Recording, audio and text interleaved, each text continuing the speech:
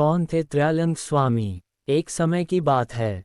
माँ विद्यावती रोज की तरह माला लेकर पूजाघर में भगवान को चढ़ाने के लिए घुसी तो अचानक रुक गई।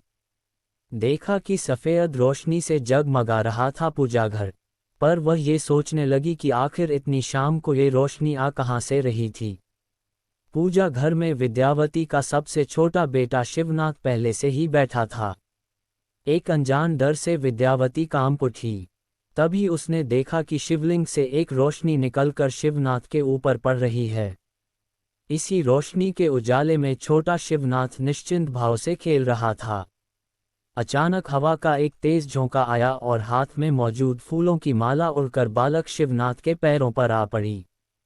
विद्यावती की आंखों से आंसू निकल पड़े।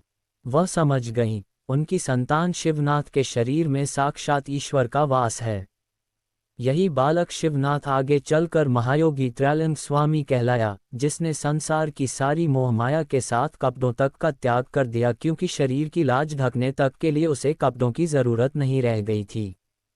बचपन से लेकर मृत्यु तक उनके चमत्कारों की कई कहानियां मौजूद हैं, जिनका कोई तर्क खोज पाना साधारण मनुष्यों बस की बात नहीं है। कठिन योग साधना से सिद्धि हासिल कर त्रैलंग स्वामी उन दिनों प्रयाग में थे। भीषण गर्मी की शाम थी। आसमान में घने काले बादल छाए हुए थे। रुक रुक कर बिजली चमकने और वज्रपात की आवाज थर्रा दे रही थी। तभी संगम पर जोर का तूफान आया। रामतारण भट्टाचार्य नामक एक भक्त ने देखा कि जब हर कोई भीतर दुबका हुआ है, महायोगी त्रैलंग स्वामी भयानक तूफान के बीच अकेले बैठे हुए थे। रामतारण दौड़कर वहां गए और स्वामी जी से सुरक्षित जगह पर चलने के लिए हाथ जोड़कर अनुरोध किया।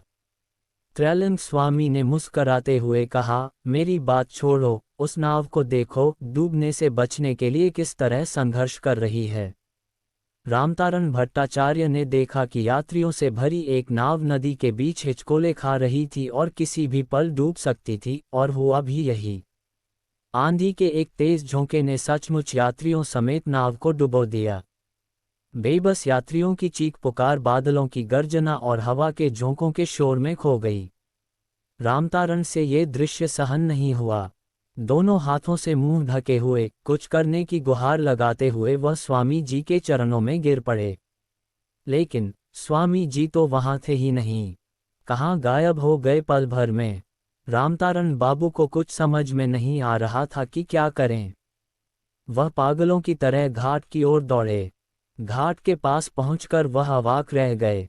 उन्होंने देखा कि कुछ देर पहले जो नाव नदी के जल में समा गई थी, वह सभी यात्रियों को सुरक्षित लेकर चली आ रही है, और उन्हीं यात्रियों के बीच खड़े हैं विशाल शरीर वाले महासाधक त्रैलंग स्वामी। उनसे जुड़ी इस तरह की कहानियां आज कपोल कल्पना लगती हैं, लेकिन उनके भक्तों के लिए यह बहुत सहज स्वाभाविक था। त्रैलंग स्वामी के लिए आम आदमी और राजा महाराजा सब एक समान थे। वाराणसी में उज्जयिनी के महाराज के साथ त्रैलंग स्वामी की मुलाकात की कहानी भी कम दिलचस्प नहीं। उस समय उज्जयिनी के महाराज अपने पूरे लाव लश्कर के साथ तीर्थ करने वाराणसी आए हुए थे। गंगा की धारा में उनका विलासितापूर्ण बजड़ा तैर रहा था। एक दिन तड़के बजड़े में बैठकर वह गंगा की शोभा निहार रहे थे। तभी उनकी नज़र दूर पानी में उतराती एक लाश पर पड़ी। गंगा के पानी में विशाल शरीर साफ दिख रहा था। बजड़ा जब उस शरीर के पास पहुंचा तो राजा को लगा कि उसमें अब भी प्राण हैं। राजा के निर्देश पर नदी में उतराती देह को बजड़े पर खींचा गया। राजा के एक दो सेवक स्वामी जी को पहचानते थे। उन्होंने राजा को बताया कि ये महायोगी त्रैलंग स्वामी हैं, जो योग बल से किसी शव की तरह घंटों पानी में उतराते रह सकते हैं। राजा ने स्वामी जी को भक्तिभाव से प्रणाम किया। अचानक महायोगी त्रैलंग स्वामी आंखें खोल उठ खड़े हुए और राजा की तरफ देखा। फिर राजा की कमर से तलवार खींच ली और उसे गंगा में फेंक दिया। इस हरकत पर राजा आग बबूला हो उठे। उन्हें ये तलवार अंग्रेज सरकार ने सम्मान की निशानी के रूप में दी थी। गुस्साए राजा ने कहा, इस नंगे सन्यासी को इसकी कड़ी सजा दी जाएगी।